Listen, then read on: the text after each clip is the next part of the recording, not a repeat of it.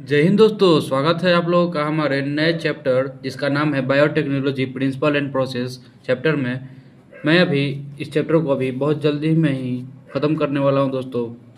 तो हमारे बस जो ये माइंड मैप्स के द्वारा मैं इस चैप्टर को ख़त्म करूंगा। तो चलिए दोस्तों शुरू करते हैं। पहला इसमें हमारे कितने टॉपिक है दोस्तों? 12 टॉपिक है जिसको हम लोग अभी जल्दी जल्दी ख़त्म करने वाले हैं। तो चलिए दोस्तों शुरू करते हैं। पहला topic, biotechnology deals with technique of using live organism or enzymes from organism to produce products and processes useful to humans। Biotechnology किस में डील करता है दोस्तों? Technique of using live organism, या तो लाइव ऑर्गेनिज्म को यूज करके, या इंजाइम्स फ्रॉम ऑर्गेनिज्म, या तो पूरा जीवित ऑर्गेनिज्म को ही यूज करते हैं या उनमें से इंजाइम्स को निकाल के यूज करते हैं टू प्रोड्यूस प्रोडक्ट, और यूजफुल प्रोडक्ट बनाने के लिए, जो कि बहुत यूजफुल होता है ह्यूमंस के लिए। और ऐसा नहीं है कि दोस्तों बायोटेक्नोलॉजी हम लोग अभी करते हैं, बहुत पहले टाइम से करते आ रहे हैं। पैरामीटर्स दिए हुए, जो कि पहले ट्रेडिशनल मेथड भी होता है और मॉडर्न भी मेथड होता है। ट्रेडिशनल पहले हम लोग दही जमाते थे, वो भी बायोटेक्नोलॉजी का ही है, जिसमें हम लोग लैक्टोबैसिलस का यूज़ करके बहुत सारा लैक्टोबैसिलस बैक्टीरिया बनाते हैं जिससे कर्ड बन जाता है। तो ट्रेडिशनल मेथड में कौन सा ऑर्गेनिज्म इन्वॉल्व होता है? माइक्रोब्स, जैसे लैक्टोबैसिलस। और मॉडर्न में जेनेटिकली मॉडिफाइड ऑर्गेनिज्म, हम लोग ऑर्गेनिज्म लेते हैं जिसको हम लोग जीन्स को मॉडिफाई कर देते हैं। अभी हम लोग इसका पूरा चैप्टर इसी के बारे में मॉडर्न को पढ़ेंगे, ट्रेडिशनल को नहीं पढ़ेंगे। मॉडर्न का पूरा दिया हुआ प्रोसेस, इसमें जेनेटिकली मॉडिफाइड ऑर्गेनिज्म होता है। और ट्रेडिशनल क्यों हम लोग छोड़ दिए? क्योंकि उसमें अभी भी करते हैं, मतलब ऐसा नहीं कि छोड़ दिए, मतलब इसका प्रोडक्शन बहुत स्मॉल स्केल पर होता था, जबकि मॉडर्न वाले का बहुत लार्ज स्केल पर होता है। इसमें एग्जाम्पल क्या है? कर्ड, ब्रेड और वाइन मेकिंग, जैसे हम लोग दही बनाते हैं, ब्रेड बनाते हैं या शराब बनाते हैं, ये सब ट्रेडिशनल मेथड है बायोटेक्नोलॉजी का। जबकि in vitro fertilization leading to test tube baby, जो हम लोग अभी टेस्ट ट्यूब बेबी करवाते हैं डॉक्टर लोग से, जो फीमेल और फीमेल, वही मैंने पिछला चैप्टर पढ़ाया है, जो आप लोगों ने नहीं देखा तो जाके देखिए जल्दी से। टेस्ट ट्यूब बेबी भी होता है इस मॉडर्न बायोटेक्नोलॉजी के हेल्प से। Synthesising a gene and using it, हम लोग कोई जीन सिंथेसाइज कर लेते हैं जो कि यूजफुल होता है, उसको यूज करते हैं। डेवलपिंग अ डीएनए वैक्सीन, हम लोग वैक्सीन बनाते हैं। और करेक्टिंग डिफेक्टिव जीन, हम लोग किसी खराब जीन्स को भी करेक्ट कर लेते हैं। अब ईएफबी का फुल फॉर्म ध्यान रखिएगा दोस्तों, यूरोपियन फेडरेशन ऑफ बायोटेक्नोलॉजी। इसने एक एग्जांपल दिया था बायोटेक्नोलॉजी का, डिफिनेशन दिया था, the integration of natural science and organism, cells, parts, Europe and molecular analogues for products and services. जो इंटीग्रेशन करते हैं हम लोग नेचुरल साइंस का और ऑर्गेनिज्म का, नेचुरल साइंस और ऑर्गेनिज्म का हम लोग इंटीग्रेशन करते हैं। ऑर्गेनिज्म का भी सेल्स का या पार्ट का और मॉलिक्यूलर एनालॉग्स का, इसको हम लोग अभी आगे देखेंगे। For products and services, molecular analog मतलब जैसे कि बहुत सारा मॉलिक्यूलर सीजर ये सब होता है, बहुत सारा चीज़ होता है, उसको हम लोग यूज करते हैं हमारे प्रोडक्ट्स यूज बनाने के लिए। अभी हम इसको आगे देखेंगे। It comprises both traditional view and modern molecular biotechnology. और यूएफबी क्या कंप्राइज करता है? मतलब इसका नज़रिया है कि दोनों ट्रेडिशनल व्यू को भी इंपॉर्टेंस देता है और मॉडर्न मॉलिक्यूलर बायोलॉजी को भी इंपॉर्टेंस देता है। और इसी के साथ दोस्तों हमारा पहला चैप्टर, पहला टॉपिक इंट्रोडक्शन कंप्लीट हो जाएगा। अब हम लोग चलिए दोस्तों देखते हैं second topic, principle of biotechnology या core techniques involve in modern biotechnology. तो चलिए दोस्तों शुरू करते हैं हम लोग का दूसरा टॉपिक, जिसका नाम है प्रिंसिपल ऑफ बायोटेक्नोलॉजी या core techniques involve in modern biotechnology. इसमें हम लोग देखेंगे कि कौन कौन सा टेक्निक यूज़ किया जाता है मॉडर्न बायोटेक्नोलॉजी में।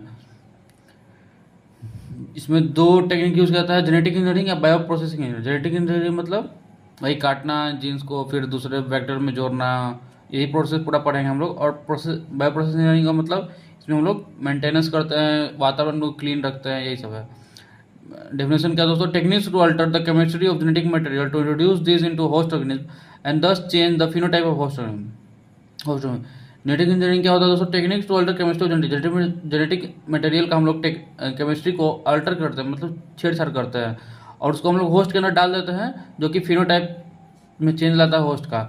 इसमें क्या क्या इंक्लूड होता है? Creation of recombinant DNA. Recombinant DNA मतलब इसका डीएनए में छेड़छाड़ करते हैं, फिर उसको जीन क्लोनिंग करते हैं, बहुत सारा क्लोन बना लेते हैं कि एक बार ऐसा रिकॉम्बिनेंट डीएनए बनाए तो एक बार में थोड़े हम होस्ट में डाल देंगे, उसका बहुत सारा क्लोनिंग कर लेंगे, फिर उसको हम लोग जीन ट्रांसफर कर देते हैं।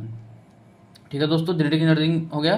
Bio processing engineering, maintenance of sterile ambience in chemical engineering process to enable growth of only the desired microbe या eukaryotic cell in large quantities. हम लोग इसमें मेंटेन करते हैं स्टेराइल एम्बियंस, मतलब दूषित नहीं होना चाहिए वो एम्बियंस, मतलब वातावरण हम लोग क्लीन रखते हैं। In chemical engineering, chemical process to enable growth of, इससे क्या होता है दोस्तों कि हम लोग डिजायर्ड माइक्रोब को ही ग्रो कर पाते हैं, अनडिजायर्ड माइक्रोब को ग्रो नहीं कर पाते हैं। इससे हम लोग को फायदा हो जाता है। Manufacture of biotechnological products like antibiotics, vaccine, enzymes, इसमें क्या क्या होता है दोस्तों इंक्लूडेड, जिसमें हम लोग मैन्युफैक्चर करते हैं बायोटेक्नोलॉजिकल प्रोडक्ट जैसे कि एंटीबायोटिक, वैक्सीन और एंजाइम्स। अब ये इंपॉर्टेंट पॉइंट है, उसको हम ध्यान रखते हैं। Ability to multiply copies of antibiotic resistance gene in E coli is called cloning of antibiotic resistance gene in E coli. देखिए मान लीजिए कि ई कोलाई है, इसमें हम लोग कोई जीन डाले हैं, तो ये जब ये ई कोलाई भी मल्टीप्लाई करेगा तो ये जीन भी मल्टीप्लाई करेगा, क्योंकि ये इसी का जीन हो गया है। ये लिखा है ability to multiply copies of antibiotic resistance genes in E coli was called cloning of antibiotic resistance gene in E coli. यही लिखा हुआ दोस्तों कि हम लोग जो ये ई कोलाई का मल्टीप्लाई करने का एबिलिटी होगा, वही इस जीन का भी मल्टीप्लाई करने का एबिलिटी होगा। और इसी के साथ दोस्तों हमारा दूसरा टॉपिक भी कंप्लीट हो चुका है। तो इसी के साथ दोस्तों हम लोग आगे बढ़ते हैं नए टॉपिक, अगले टॉपिक की ओर, जिसका नाम है advantages of biotechnology over other techniques. जो अदर टेक्निक है उस पर बायोटेक्नोलॉजी का ही एडवांटेजेस क्यों होता है। तो चलिए दोस्तों शुरू करते हैं।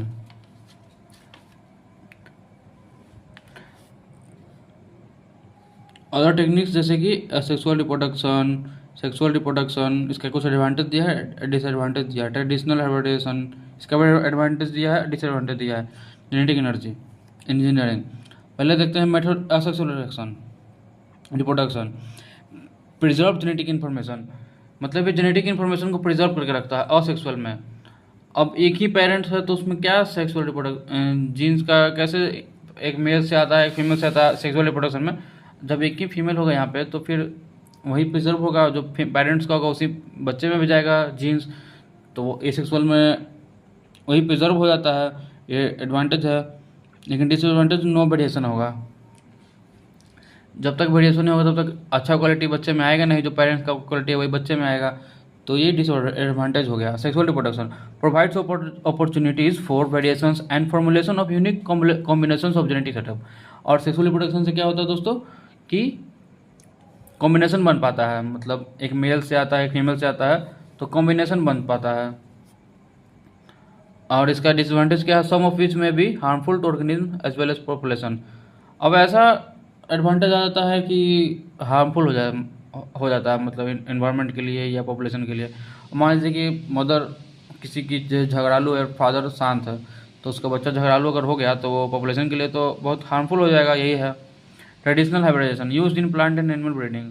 ट्रेडिशनल कैसे होता है, पहले हम लोग, आप लोगों ने सुना होगा सट्टा लगाना, मतलब वो आईपीएल का सट्टा लगाना नहीं है, ये प्लांट्स का सट्टा लगाना है, मतलब जिसमें हम लोग ओनली डिजायर्ड जीन्स को भी हम लोग इंट्रोड्यूस कर पाते हैं। मतलब मान लीजिए कि एक बहुत ज़्यादा फल देने वाला प्लांट है और एक में फल ही नहीं लग रहा है, तो फल देने वाला बर्ड को काट के हम लोग ना फल देने वाले में लगा के उसको भी हम लोग बायोटेक्नोलॉजी कहते हैं। लेकिन वो ट्रेडिशनल हाइब्रिडेशन था।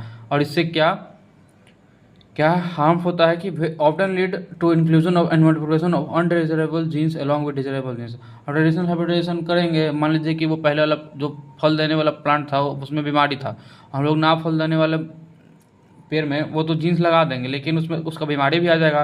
तो इसका यही लिखा हुआ है कि often lead to inclusion and multiplication of undesirable genes भी आ जाते हैं। जेनेटिक इंजीनियरिंग, अभी हम लोग पूरा चैप्टर जेनेटिक इंजीनियरिंग ही पढ़ेंगे। Allow us to isolate and introduce only one और a set of desirable genes without introducing undesirable genes into a target organism. और यही मेन पॉइंट है कि इसमें हम लोग आइसोलेट करते हैं और इंट्रोड्यूस कर पाते हैं बस डिजायरेबल जीन, जो हमको चाहिए वही कर पाते हैं।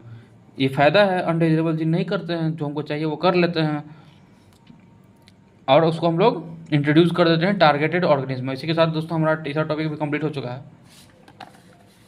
और चलिए दोस्तों शुरू करते हैं हमारा नया टॉपिक, जिसका नाम है 3 basic steps in genetically modifying organism. तो चलिए दोस्तों शुरू करते हैं 3 basic steps in genetically modifying organism. Identification of DNA with desirable gene. पहले हम लोग उस डीएनए को पहचानेंगे जिसमें हम लोग जीन ऑफ इंटरेस्ट है।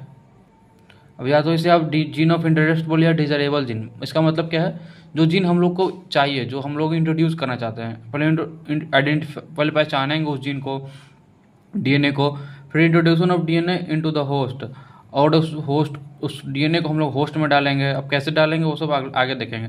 Maintenance of introduce DNA in the host and transfer the DNA into progeny. और उस डीएनए को हम लोग होस्ट में डालेंगे, और अब वो होस्ट मेंटेन करेगा डीएनए को और ट्रांसफ़र करेगा अपने बच्चे में। मान लीजिए कि कोई बच्चा बहुत ज़्यादा जिसका कर्ली हेयर है, हम लोग चाहते हैं कि मेरा टेस्टी बेबी में कर्ली हेयर आए, तो हम लोग उस जीन को पहचानेंगे जिससे कर्ली हेयर होता है। उस जीन को हम लोग होस्ट में डालेंगे, मतलब पेरेंट्स में डालेंगे, या तो मदर में या फादर के स्पर्म में या मदर के ओवम में। फिर उससे बेबी होगा और फिर उसका प्रोजेनी बनेगा, मतलब डीएनए उसका जो जाइगोट होगा वो डिवाइड करेगा, तो हो जाएगा उससे कर्ली हेयर बेबी का भी। और इसी के साथ दोस्तों हमारा चौथा टॉपिक भी कंप्लीट हो चुका है। अब आगे बढ़ते हैं पांचवा टॉपिक, जिसका नाम है की टूल्स ऑफ रिकॉम्बिनेंट टेक्नोलॉजी। तो चलिए दोस्तों शुरू करते हैं। की tools of recombinant DNA technology. पहला है इंजाइम, दूसरा है वेक्टर, तीसरा है कॉम्पिटेंट होस्ट सेल। इंजाइम पहले हम देखते हैं enzymes most commonly use enzymes in genetic energy engineering are nucleases, DNA polymerase, ligase. एक ऐसा इंजाइम्स क्या होता है दोस्तों, जो हम लोग कोई केमिकल रिएक्शन करते हैं या प्रोसेस करते हैं, उसमें हम लोग को प्रोसेस को फास्ट करने के लिए इंजाइम डालते हैं। जैसे इस चैप्टर में हम लोग 3 इंजाइम यूज करते हैं, जिसका नाम है nucleus, DNA polymerase, ligase. Nucleus, DNA polymerase, ligase. Nucleus, DNA polymerase, ligase. अब न्यूक्लियस का 2 टाइप होता है, catalyse the cleavage of nucleic acid. अब न्यूक्लियस क्या करता है, हमारे डीएनए जो होता है न्यूक्लिक एसिड से बना होता है, मतलब शुगर फॉस्फेट बैकबोन होता है, जिसमें हम लोग का कुछ बेसेस प्रेजेंट होता है। तो न्यूक्लियस क्या होता है, उन्हीं शुगर फॉस्फेट बैकबोन को काटता है। और न्यूक्लियस 2 तरह का होता है, exonuclease, endonuclease. Exo मतलब remove nucleotides from the ends of the DNA. Exo मतलब बाहरी से, एक्सो न्यूक्लियस मतलब जो बाहरी से डीएनए कट करेगा। मतलब मान लीजिए कि ये एक डीएनए है, तो ये इधर से एंड से कट करेगा। और एंडो न्यूक्लियस क्या होता है, मान लीजिए कि डीएनए है, तो ये कोई मान लीजिए कि यहाँ से कट करेगा, मतलब डिजायरेबल जहाँ से हम लोग को चाहिए उतना ही दूर तक काटेगा। मे कट है specific position with the DNA recognition या पैलिंड्रोमिक साइट। रिकॉग्निशन साइट्स यहाँ पर हम लोग को चाहिए जीन ऑफ इंटरेस्ट, मतलब जो जीन जितना पूरा नहीं काटेगा, यहाँ पे जो हम लोग चाहिए उतना ही क्या काटेगा। इंडोन्यूक्लियोसिस में भी क्या दिया दोस्तों, इन ईयर 1963 में the 2 enzyme responsible for restricting the growth of bacteriophage. Bacteriophage क्या होता है, जो बैक्टीरिया के ऊपर जो ग्रो करता है। तो 2 एंजाइम्स फाउंड हुआ था इकोलाई में। 2 एंजाइम्स फाइंड हुआ था इकोलाई में, जो पहला क्या करता था, एक पहला तो मिथाइल ग्रुप ऐड करता था बैक्टीरिया के डीएनए पे, दूसरा क्या करता था, कट डीएनए ऑफ बैक्टीरियोफेज। दूसरे क्या करता था कि बैक्टीरिया के ऊपर जो ग्रो करता है उसको बैक्टीरियोफेज बोलते हैं, उसका डीएनए कट करता था। तब कैसे डीएनए कट करता था, तो हम लोग को पता चल गया दोस्तों कि रिस्ट्रिक्शन इंडोन्यूक्लियोसिस था। उसको हम लोग मॉलिक्यूलर सी से बोलते हैं। यहीं से हम लोग का पता चल गया कि कुछ तो है जो कि डीएनए को कट कर सकता है, उसको हम लोग रिस्ट्रिक्शन इंडोन्यूक्लियोसिस बोलते हैं। अब क्या क्या होगा, इंजाइम्स हो गया दोस्तों। अब आगे देखेंगे हम लोग डीएनए पॉलीमरेजेज, और कौन से ईयर में हुआ था दोस्तों, 1963 में। और यहाँ पे लिखो ना, रिकॉग्निशन जो इंडोन्यूक्लियोसिस होता है वो स्पेसिफिक पोजीशन पे ही कट करता है, जिसका नाम है रिकॉग्निशन या पैलिंड्रोमिक सीक्वेंस। पैलिंड्रोमिक सीक्वेंस क्या होता है दोस्तों, पैलिंड्रोमिक सीक्वेंस क्या होता है, reads same on the 2 strands, 5 days to 3 ends and 3 days to 5 days direction when orientation of reading is keep same. अब ये ऐसा सीक्वेंस होता है कि 5 days से, मान लीजिए कि ये 5 days 3 होता है, ये 5 days 3 days होता है। तो जो जैसा यहाँ पे कोड होगा वैसा ही यहाँ कोड होता है, जो जैसा इस पे कोड होता है, इस पे वैसा ही इस पे कोड होता है, बस इतना ही दूर काटेगा। इसी को हम लोग पैलिंड्रोमिक सीक्वेंस बोलते हैं। और इसी के साथ दोस्तों हमारा 5वां टॉपिक भी खत्म होता है। और चलिए दोस्तों हम लोग शुरू करते हैं अपना 6वां टॉपिक, जिसका नाम है enzymes. More than 900 restriction enzymes have been isolated from over 230 strains of bacteria या prokaryotic cell, each of which recognize different recognition sequences. क्या कह रहा है दोस्तों रिस्ट्रिक्शन इंडोन्यूक्लियोसिस के बारे में, हम लोगों के पास 900 से ज़्यादा वेजिटेशन एंजाइम्स हम लोग आइसोलेट कर चुके हैं, जो कि 230 स्ट्रेन्स ऑफ बैक्टीरिया में से हम लोग आइसोलेट किए हैं। Each of different recognition sequence, जिसका हर रिकॉग्निशन सीक्वेंस अलग अलग होता है। मतलब ये कुछ अलग अलग कर रिकॉग्नाइज करता है, मतलब कुछ इतना पार्ट का रिकॉग्नाइज करेगा, कुछ इतना पार्ट का रिकॉग्नाइज करेगा, बस ये लिखा हुआ है दोस्तों।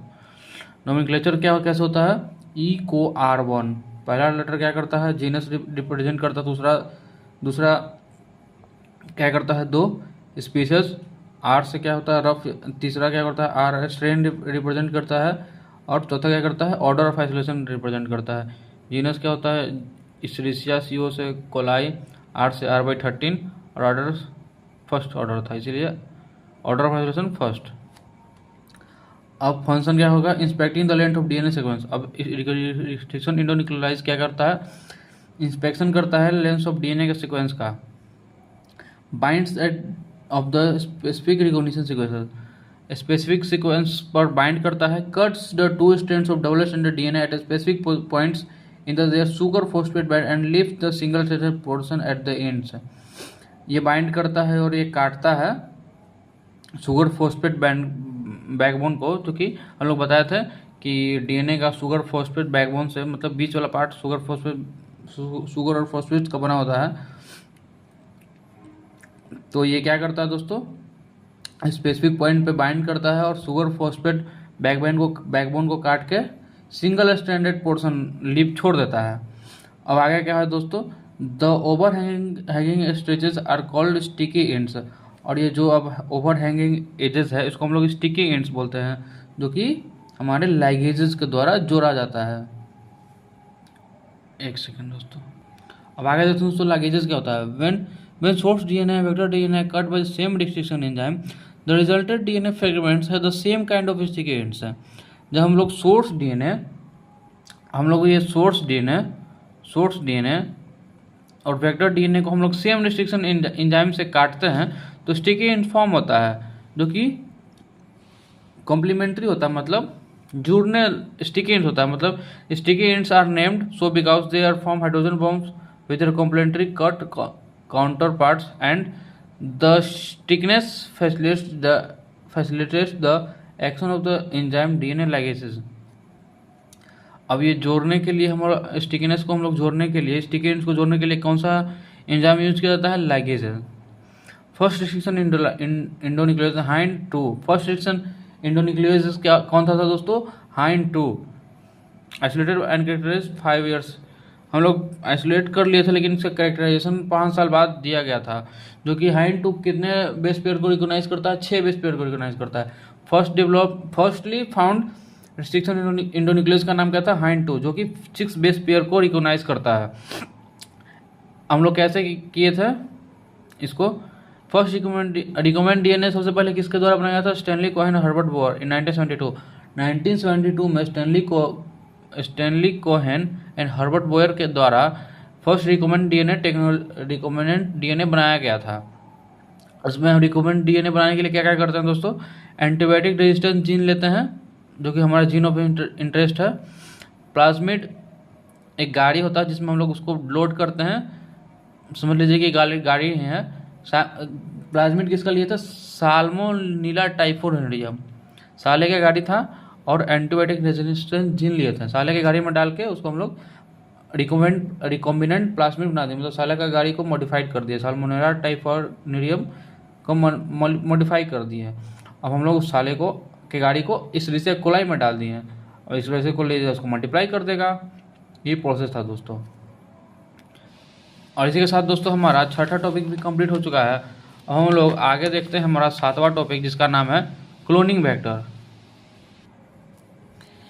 Vectors are vehicle for delivering DNA into recipient cell. Vector जो होता है वो व्हीकल होता है, मतलब गाड़ी होता है, जिसके द्वारा हम लोग अपने DNA को रेसिपिएंट के सेल में डालते हैं। ऐसे हम लोग अभी समझाया था दोस्तों कि साला का गाड़ी था, और जीन ऑफ इंटरेस्ट को हम लोग इस्टीरिशिया कोलाई में डाल दिए थे, तो हो गया था दोस्तों रिकमेंड DNA। सबसे पहले किसके द्वारा बनाया गया था, स्टैनली कोहेन हर्बर्ट बोयर इन 1972। वेक्टर जो व्हीकल होता है, जो कि जिसके द्वारा हम लोग फॉरेन DNA को रेसिपिएंट सेल में डालते हैं। Vector used at present are engineering in such a way that they use easy linking of foreign DNA and selection of recombinant from non-recombinant. अब वेक्टर कैसा होना चाहिए, इसके ऐसा नहीं हो सारा गाड़ी कि हम उसमें जीन ही नहीं डाल पाए, मतलब गाड़ी में बैठ ही ना पाए। ऐसा होना चाहिए कि हम लोग वेक्टर को तुरंत इजी लिंकिंग कर सकें, मतलब हम गाड़ी में तुरंत बैठ सकें। And selection of recombinant from non recombinant, और ऐसा भी नहीं होना चाहिए कि हम उस गाड़ी को पहचान ही ना पाए कि वो साल्मोनेला टाइफोइडियम का वेक्टर है कि किसका है, मतलब हम लोग उसमें बैठे या ना बैठे हैं। ऐसे ही पता चलना चाहिए कि रिकमेंडेंट हुआ है या नहीं रिकमेंडेंट। रिकमेंडेंट और नॉन रिकमेंडेंट क्या होता है दोस्तों, या तो जीन ऑफ इंटरेस्ट जुड़ा या नहीं जुड़ा, ये पता करते हैं। अगर जुड़ जाएगा तो रिकमेंडेंट कहेंगे, नहीं जुड़ेगा जीन ऑफ इंटरेस्ट तो नॉन रिकमेंडेंट कहेंगे। अब वेक्टर का कुछ फीचर्स होता है। पहला फीचर क्या है, ओरिजिन ऑफ रेप्लिकेशन, यही sequence from where replication start, ORI से ही और ओआरआई से ही रेप्लिकेशन स्टार्ट होता है। Responsible for controlling copy number of the link DNA, और जो हम लोग रिकमेंडेंट डीएनए बनाते हैं उसका कॉपी नंबर को ही यही डिटरमाइन करता है, मतलब कितना कॉपी नंबर बनेगा। Those vectors are preferred which supports high copy number. अब ऐसा हम लोग वेक्टर लेते हैं जिसका हाई कॉपी नंबर होता है, जैसे ये। अब दूसरा क्या है दोस्तों, selectable markers help in selection of transformants, जो हम लोग ट्रांसफॉर्म करते हैं उसको सेलेक्ट करने के लिए मदद करता है। Normally the genes encoding resistance to antibiotics such as ampicillin, chloramphenicol, tetracycline और kanamycin are considered useful selectable markers for E coli. कौन कौन सा जीन है दोस्तों, एम्पिसिलिन, क्लोरामफेनिकोल, टेट्रासाइक्लिन और कैनामाइसिन, और जो कि कंसिडर्ड होता है useful selectable marker for E coli. The normal E coli cells do not carry resistance against any of this antibiotic. जो नॉर्मल ई कोलाई था उसमें क्लोरामफेनिकोल, एम्पिसिलिन, टेट्रासाइक्लिन, कैनामाइसिन, सबके लिए कोई रेजिस्टेंस नहीं होता है। एक सेकंड दोस्तों, क्लोनिंग साइट से रिस्ट्रिक्शन साइट है। A single recognition site for a restriction enzyme within the vector is a preferable feature। अब हम लोग जो वेक्टर यूज करते हैं उसको यहाँ पे हम लोग कट करते हैं दोस्तों, ऐसे ऐसे कट करते हैं, और डीएनए को भी कट करते हैं। तो हम लोग इसको भी सेम रेस्ट्रिक्शन न्यूक्लियस से काटते हैं, इसको भी सेम रेस्ट्रिक्शन एंजाइम से काटते हैं। दोनों को जब सेम रेस्ट्रिक्शन एंजाइम से काटेंगे तभी इसका जीन इसमें आ पाएगा। और यही लिखा हुआ है दोस्तों कि सिंगल रिकॉग्निशन साइट, मतलब एक ही रिकॉग्निशन साइट होना चाहिए, नहीं कि अभी यहाँ भी हो रिकॉग्निशन साइट यहाँ भी। तो ऐसा होगा तो दोस्तों यहाँ पे बहुत सारा कट बन जाएगा, तो बहुत सारा छोटा छोटा पार्ट बन जाएगा, इसलिए हम लोग एक ही सिंगल रिकॉग्निशन साइट चाहते हैं। Single recognition site for restriction enzyme with in the vector is a preferable feature होता है। Presence of more than one recognition site with in the vector will generate several fragments which will complicate the gene cloning. एक से ज़्यादा recognition site present होने से ये complicated हो जाता है हमारा gene cloning. The ligation of alien DNA या gene of interest is carried out at restriction site presence in one of the antibiotic resistant gene.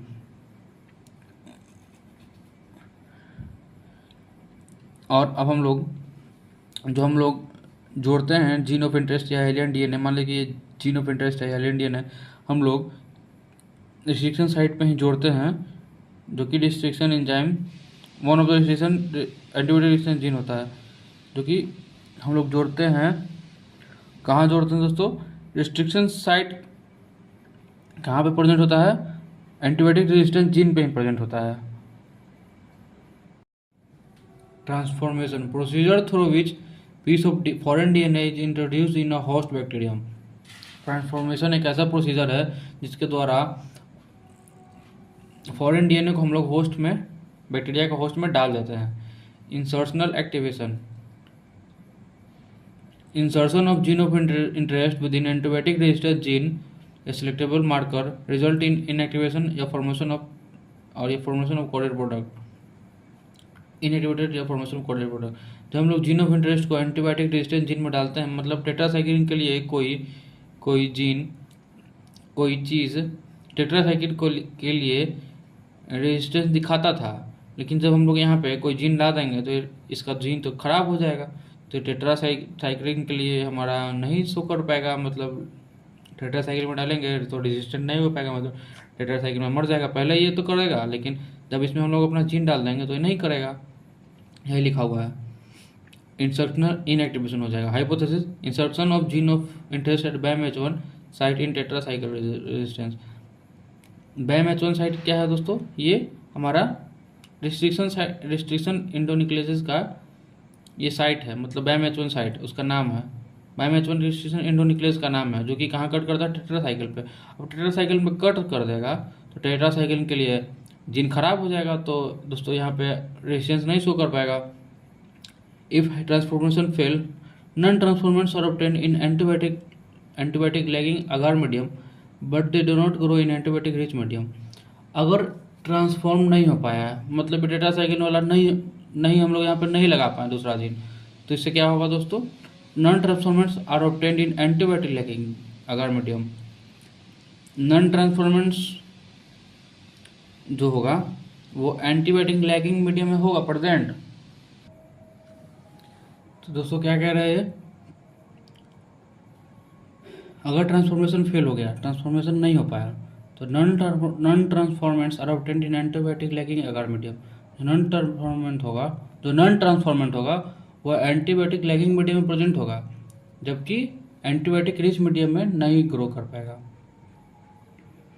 Antibiotic rich medium में नहीं होगा, मतलब अब इसमें ट्रांसफॉर्म ही नहीं हो पाया, तो एंटीबायोटिक में डालेंगे तो मर ही जाएगा। हो गया पॉइंट दोस्तों। इट ट्रांसफॉर्मेंट सक्सेसफुल, अगर ट्रांसफॉर्मिंग हो गया मतलब जाकर जुड़ गया, तो ट्रांसफॉर्मेंट्स दो तरह का होता है, नॉन रिकॉम्बिनेंट और रिकॉम्बिनेंट। अब आगे बढ़ लेते हैं। All recombinant are not, all transformants are not recombinant but all recombinant are transformant. जितना भी ट्रांसफॉर्मेंट है वो रिकॉम्बिनेंट नहीं है, क्योंकि इसमें नॉन रिकॉम्बिनेंट भी है। All transformants are not recombinant, इसमें क्योंकि नॉन रिकॉम्बिनेंट भी है, but all recombinant are transformant. हो गया। One antibiotic resistance gene help in selecting the transformants where the other antibiotic resistance help in selection of recombinant. अब ये क्या लिखा हुआ है दोस्तों कि एक एंटीबायोटिक, इसमें दो एंटीबायोटिक रेजिस्टेंस जीन है ना, तो एक एंटीबायोटिक रेजिस्टेंस जीन क्या इसमें मदद करता है, सेलेक्ट करने में ट्रांसफॉर्मेंट्स को, जबकि अदर वाला एंटीबायोटिक रेजिस्टेंस जीन क्या करता है, रिकॉम्बिनेंट से नॉन रिकॉम्बिनेंट्स में पहचान करने में। आरओपी क्या मतलब क्या होता है, code for protein involve in replication of plasmid. ROP का मतलब क्या होता है, जो कि कोड करता है प्रोटीन के लिए, जो कि इन्वॉल्व होता है प्लाज्मिड के रिप्लिकेशन के लिए।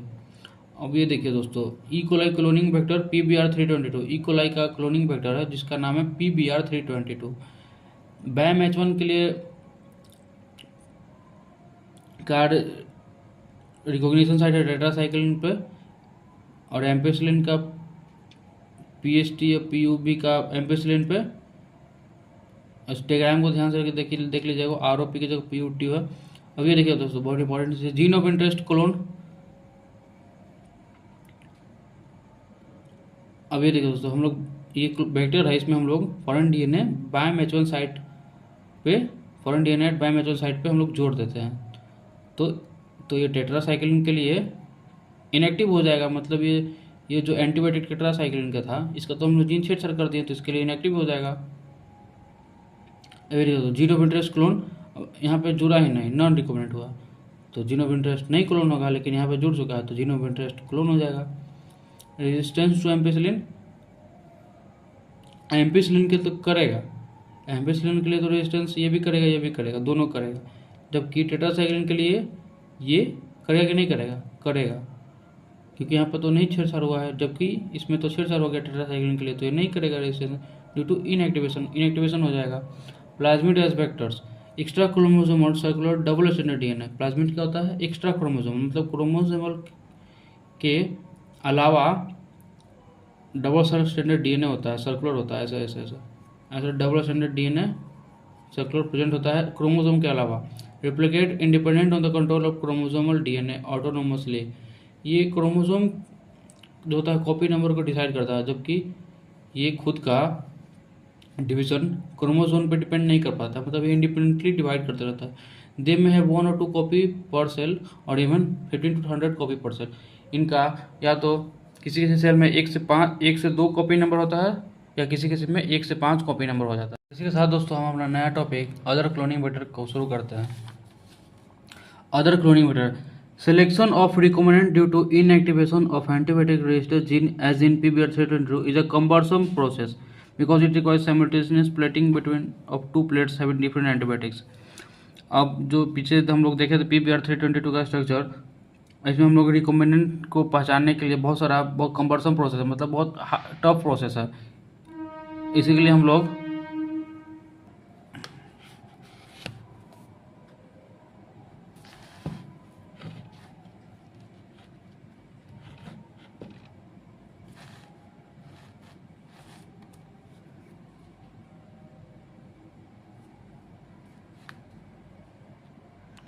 लैग जीन एक्सपेरिमेंट है दोस्तों। Insert foreign DNA at lag gene plus transformation in E coli. हम लोग लैग जीन पे फॉरेन डीएनए को इंसर्ट कर देते हैं और ये ट्रांसफॉर्म कर देगा इकोलाई में, जो और लैग जीन एक क्रोमोजेनिक सब्सटेंस है। अगर ये फेल होगा तो ब्लू कलर का कॉलोनी शो करेगा, और ये सक्सेस कर लेगा मतलब रिकॉम्बिनेंट बन जाएगा तो व्हाइट कलर का कॉलोनी शो करेगा। नॉन रिकॉम्बिनेंट होगा तो ब्लू कलर का कॉलोनी शो करेगा लैक्टोजिन, जो कि बीटा ग्लाइकोसाइड फॉर्म करता है, और व्हाइट कॉलोनी शो करेगा जब रिकॉम्बिनेंट बन जाएगा। ठीक है दोस्तों। अब अगला क्या है, TA plasmid of Agrobacterium tumefaciens. Agrobacterium tumefaciens a pathogen of several dicot plants. ये पैथोजन है डाइकोट प्लांट का,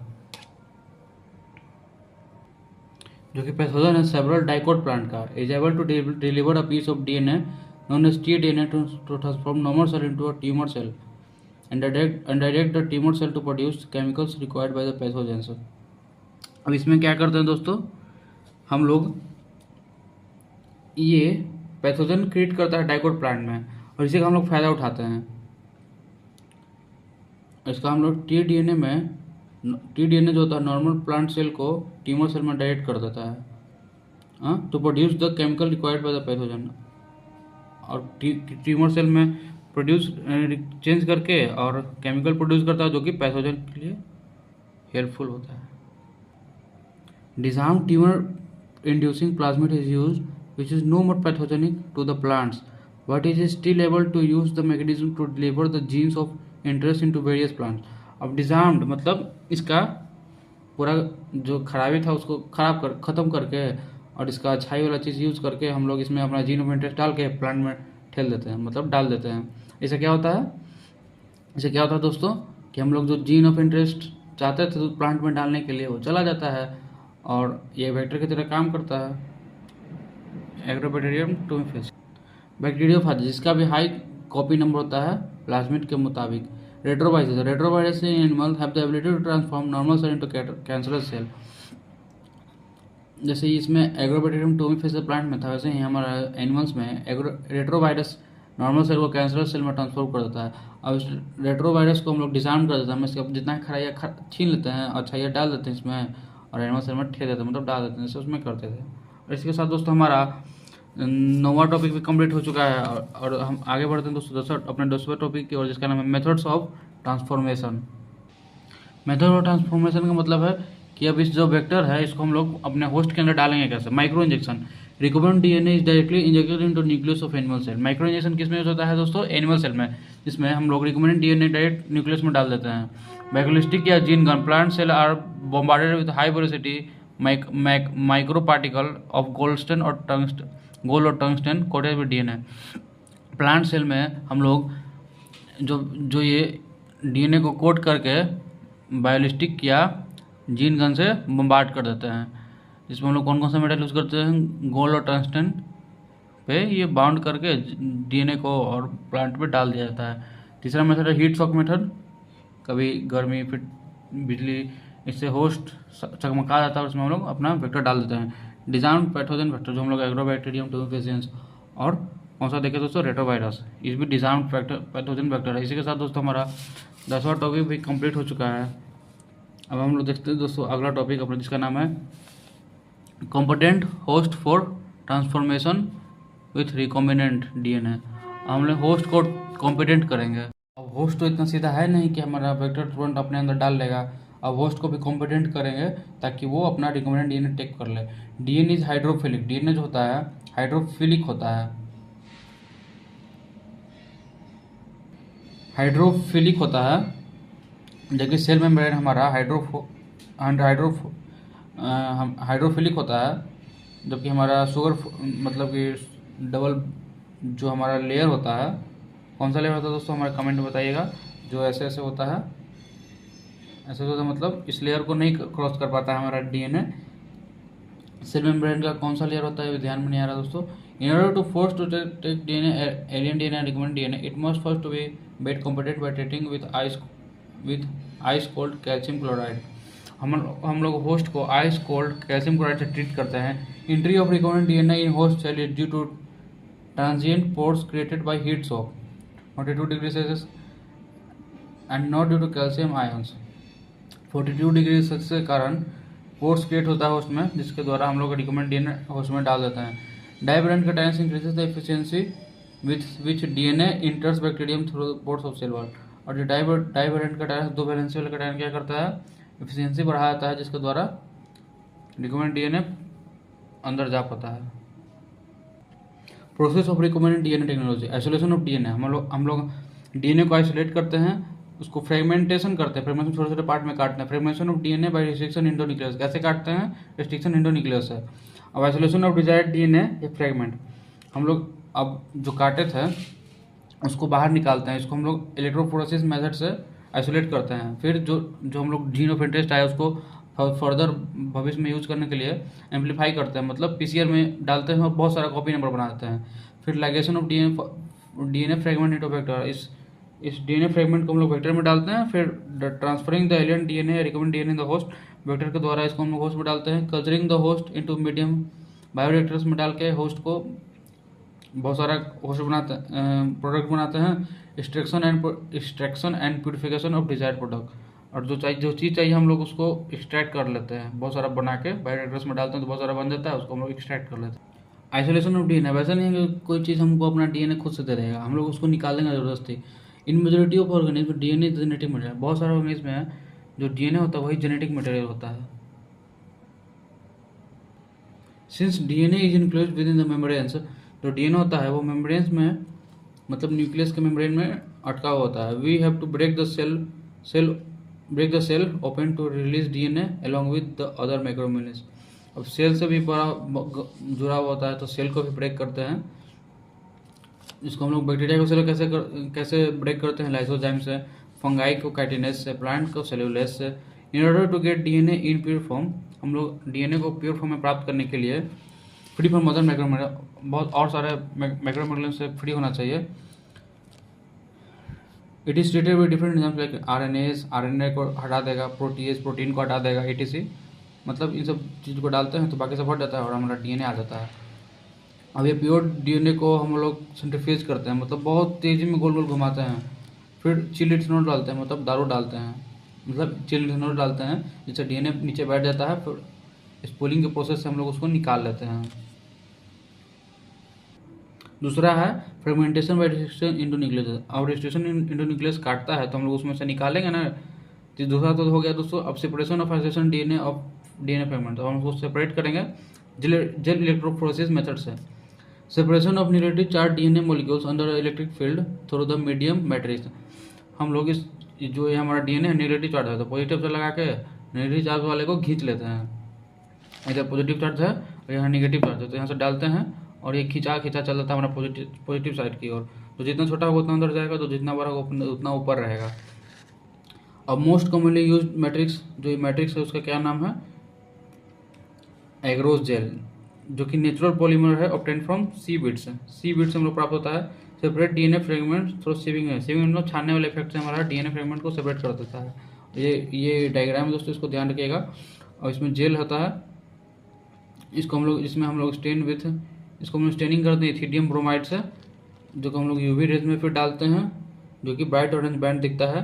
तो हमारा अपना removal of DNA fragment from gel, और हम अपना डीएनए फ्रेगमेंट को जेल से निकाल लेते हैं, जिसका प्रोसेस का नाम है illusion.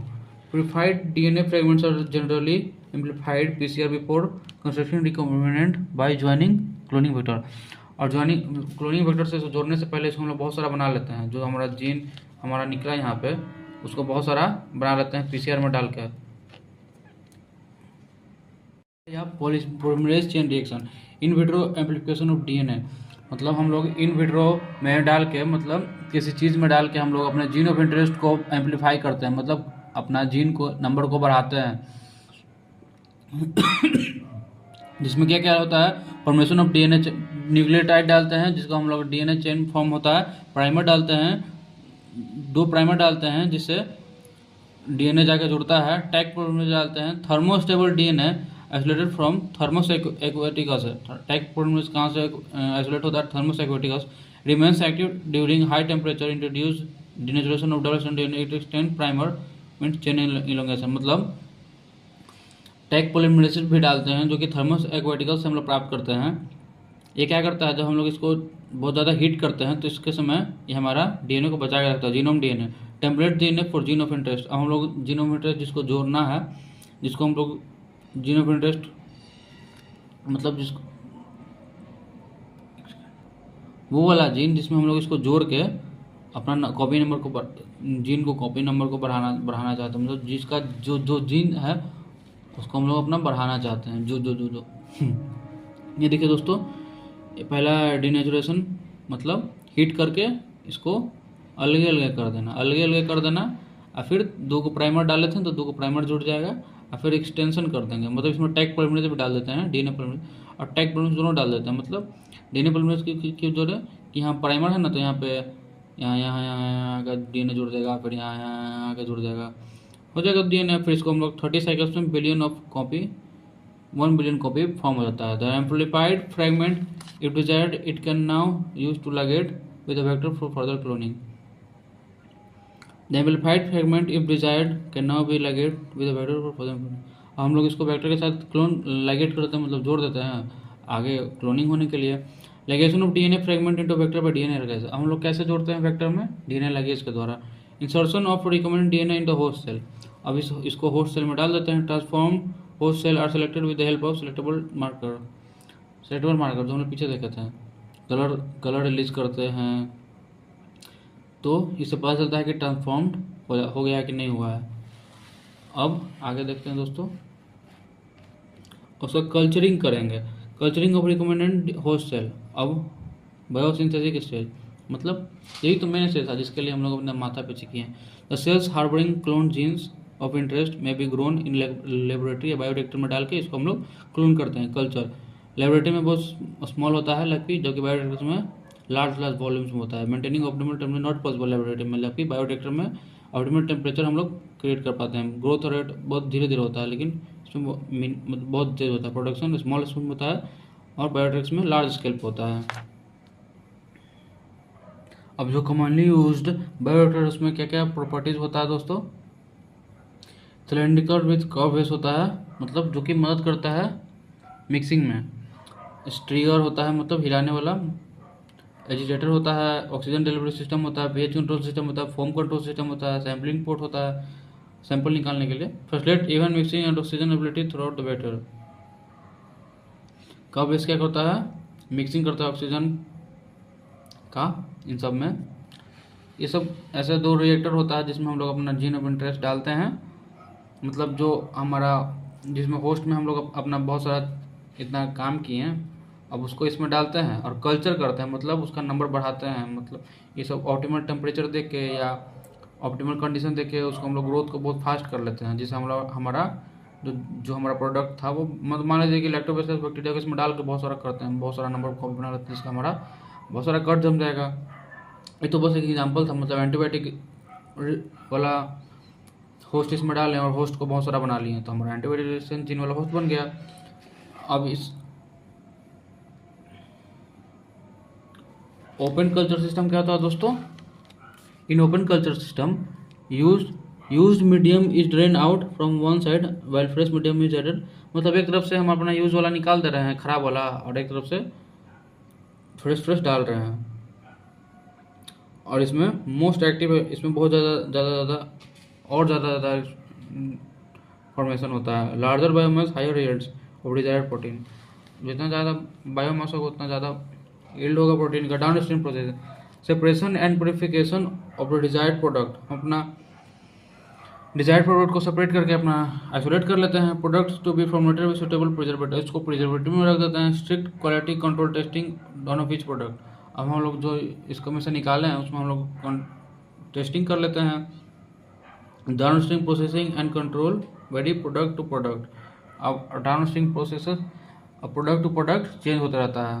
Product is subjected for marketing and finish product, अब इसको हम लोग मार्केटिंग के लिए यूज कर सकते हैं। और इसी के साथ दोस्तों हमारा लास्ट टॉपिक भी कंप्लीट हो चुका है। आशा करते हैं आप लोग को समझ में आया होगा। जो चीज़ नहीं समझ में आया उसको कमेंट में लिखिएगा, और इस चीज़ का आप इस नोट्स का आपको अगर माइंड मैप का अगर PDF चाहिए तो हमारे चैनल पे कमेंट करिए दोस्तों, हम आपको पर्सनली सेंड कर देंगे। बाय बाय दोस्तों।